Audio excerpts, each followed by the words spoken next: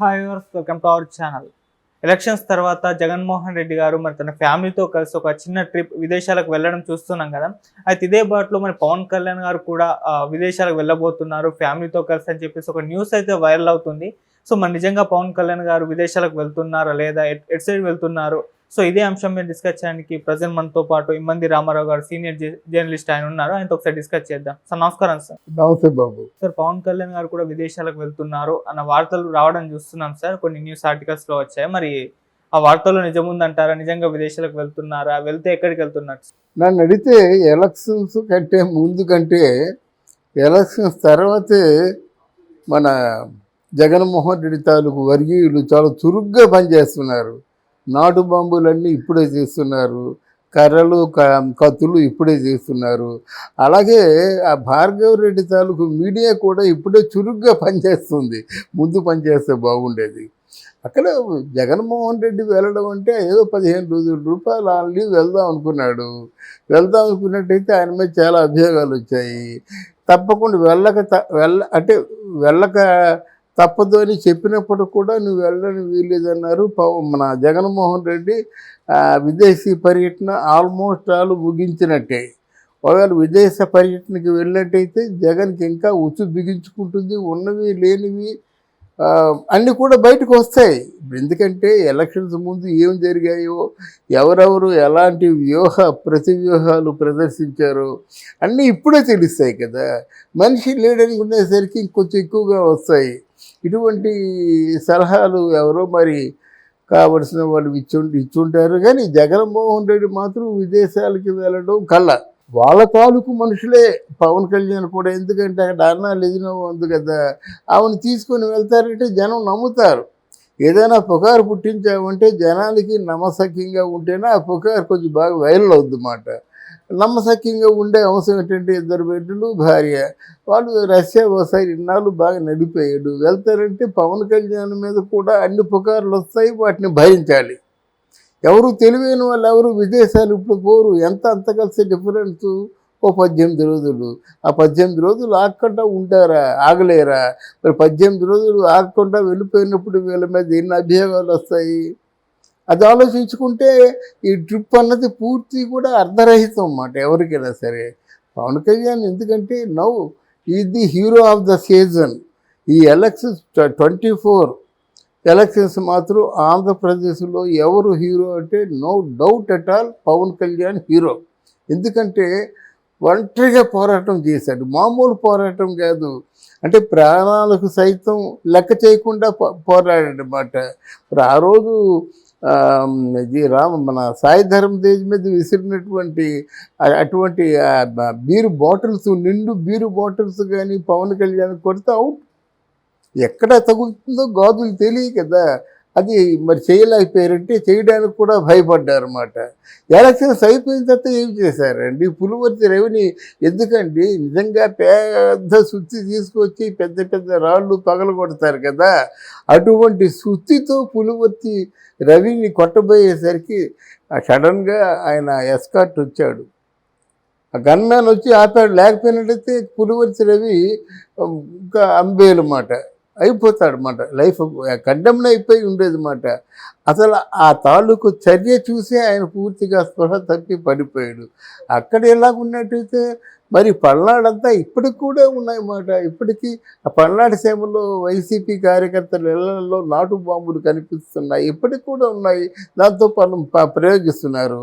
ఇక్కడేమో పిఠాపురంలో కూడా పవన్ కళ్యాణ్ ఇంటికి ఎవరో వచ్చినట్టయితే దాడి చేయబోయినట్టయితే పవన్ కళ్యాణ్ తాలూకు ఎస్కార్ట్ని కూడా కొట్టడం జరిగింది.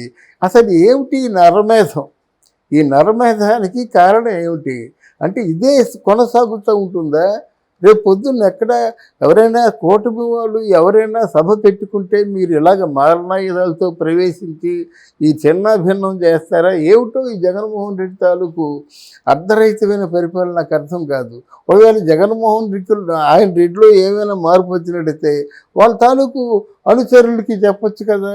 పోనీ వాళ్ళ అనుచరులు కాకపోయినా సరే ఇట్లాంటి నరమేధం జరగడం నేను ఎంత మాత్రం సహించను, దయచేసి వీడిని విరమించండి అని ఒక మాట చెప్పొచ్చు కదా. అదంతా ఉండకపోవడం కూడా ఏమవుతుందంటే ఎన్నికల తర్వాత ప్రశాంత వాతావరణం ఏర్పడుతుంది. తర్వాత ఎవరెవరో ఎక్కడెక్కడికో వెళ్ళిపోతారు. కానీ ఇది ప్రత్యేకమైన ఎన్నికలు. దీని మీద అందరూ పనిచేస్తున్నారు. ఎలక్షన్లో నిలబడిన వాళ్ళు పనిచేస్తున్నారు, రౌడీలు పనిచేస్తున్నారు, బాంబులు తయారు చేసే వాళ్ళు పనిచేస్తున్నారు, ఆ ఎలక్షన్లో ఉన్నటువంటి పేటీఎం బ్యాచ్ ట్రై చేస్తున్నారు. ఇప్పటికి కూడా పేటీఎం బ్యాచ్లు చెలరైపోతున్నాయి అన్నమాట, సిగ్గు లేకుండా. అందువల్ల ఇది కేవలం పుకారు పుట్టించినటువంటి విషయమే కానీ, ఎందుకంటే అదొక సరదా. పవన్ కళ్యాణ్ వెళ్ళిపోతున్నాడు, చూడరా మా ఓడిని అన్నారు, మీ ఓడే ఏమైంది, వెళ్ళటం తప్పలేదా, వెళ్తున్నాడు కదా. మరి మా ఓడిని వేలిస్తూ చూపించినప్పుడు మరి మీ ఓడిని కూడా అందరూ చూపించారు కదా అని ఇట్లాంటి వాద ప్రతివాదనలకు అవకాశం ఇస్తారే తప్ప నాకు తెలిసినంత వరకు పవన్ కళ్యాణ్ విదేశాలు వెళ్ళడు. అంటే సార్ పవన్ కళ్యాణ్ గారు రిజల్ట్ వచ్చిన తర్వాత పొలిటిక్స్ లో బిజీ అయిపోతారు. ఒకవేళ కూటమి అధికారంలోకి వచ్చి పవన్ కళ్యాణ్ గారు గెలిస్తే ఆ తర్వాత ఆయన సినిమాలు కూడా ఉన్నాయి, సినిమాల్లో బిజీ అయిపోతారు. ఈ విధంగా రెండు పొలిటికల్ అండ్ సినిమాలు చూసుకోవాలి కాబట్టి ఇప్పుడే టైం దొరికింది కాబట్టి వెళ్ళే ఛాన్స్ ఏమైనా ఉంది కదా సార్? అనుకున్నప్పుడు కూడా ఆయన ఎలక్షన్లో రిజల్ట్ వచ్చినంత వరకు ఎక్కడు వెళ్ళడు. తర్వాత ఏమో పవన్ కళ్యాణ్కి పొజిషన్ ఏమిటి, పవన్ కళ్యాణ్ నిలబెట్టిన వాళ్ళకి ఎన్ని బెర్తులు ఇస్తారు, ఈయన పొజిషన్ ఏమిటి, ఉప ముఖ్యమంత్రి హోమా. ఇప్పుడు నాలాంటి వాళ్ళు అడిగితే ఉప ముఖ్యమంత్రి ఎందుకు బాబు హోమే తీసుకోని చెప్తారు. ఇప్పుడు ఉప ముఖ్యమంత్రి పదవికి బాగా విలువ తీసుకొచ్చిన వాడు భట్టి విక్రమార్క.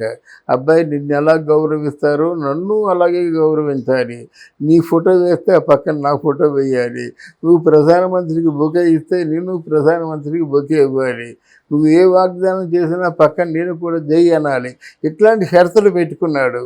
ఇలాంటి షరతులు పవన్ కళ్యాణ్ పెడతాడని నేను అనుకోను. కనుక ముందే ఒక నిర్ధారణ రావాలన్నమాట. పవన్ కళ్యాణ్కి అంటే గడిచిపోయిన ప్రభుత్వం చేసినటువంటి అవాంఛనీయ సంఘటనలన్నింటినీ కూడా ట్యాలీ చేసి వాళ్ళని అనగదొక్కాలంటే ఆయనకి తప్పకుండా హోమ్ ఇవ్వాలి. అది కాక వాళ్ళ తాలూకు మనుషులు కూడా ప్రాణాలకు తెగించి మరి వచ్చారు కదా. తెలుగుదేశం రావడం వేరు, అలవాటు ప్రకారంగా వచ్చినటువంటి మినిస్టర్స్, పాత మినిస్టర్స్ అందరూ నిలబడ్డారు. ఇక్కడ జనసేన పార్టీ అలా కాదు కదా. ఏమో ఎలా ఉంటుంది అసలు, జనసేనకి ఒక్క సీటు రాదు, ఇప్పుడేం గెలుస్తాడు. ఈ రోజా లాంటి అసమర్థులు వాళ్ళు ఏమన్నా నీచులు ఏమన్నారంటే ఒక వార్డు మెంబర్గా కూడా గెలవడానికి అవకాశం లేని పవన్ కళ్యాణ్ గురించి మీ నాయకుడు అని చెప్పినప్పుడు ఇప్పుడేమైంది?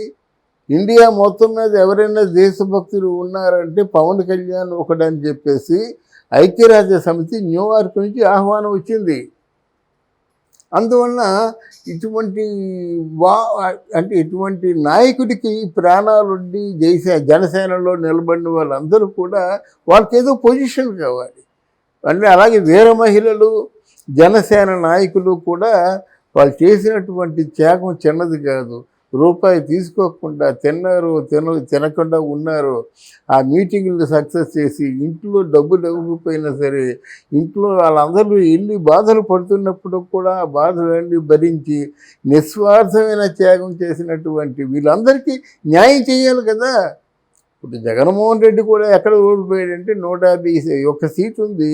ఎంతసేపు చూసినా 5 దుష్ట చతుష్టయం ప్లస్ జగన్మోహన్ రెడ్డి తప్ప ఇంకెవరు లేరు కదా. మధ్యలో ఒకసారి వచ్చి వెళ్ళిపోయినాడు వల్లభనేని వంశీ.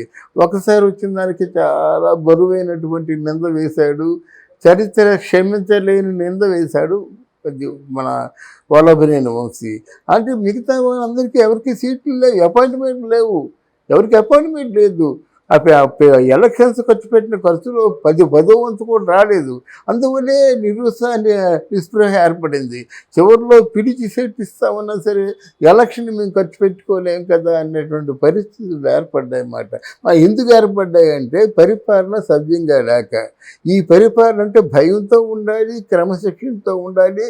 వాళ్ళకి అలా భయం క్రమశిక్షణ కాకుండా అందవలసినటువంటి ఫలాలు అందుతూ ఉండాలి. దానికి పవన్ కళ్యాణ్ సరైన వ్యక్తి. ఇన్ని చేయవలసిన పనులు ఉంటుండగా వీటన్నిటికీ స్వస్తి చెప్పేసి తన వర్గాన్ని ఒక మంచి పటిష్టంగా నిర్మించుకోకుండా, తనకైన పరిష్టమైన పొజిషన్ తీసుకోకుండా ఆయన రష్యా వెళ్ళడం మాత్రం కళ్ళ అని నేను అనుకుంటున్నాను. Right sir, thank you so much. Thank you Babu, thank you very much.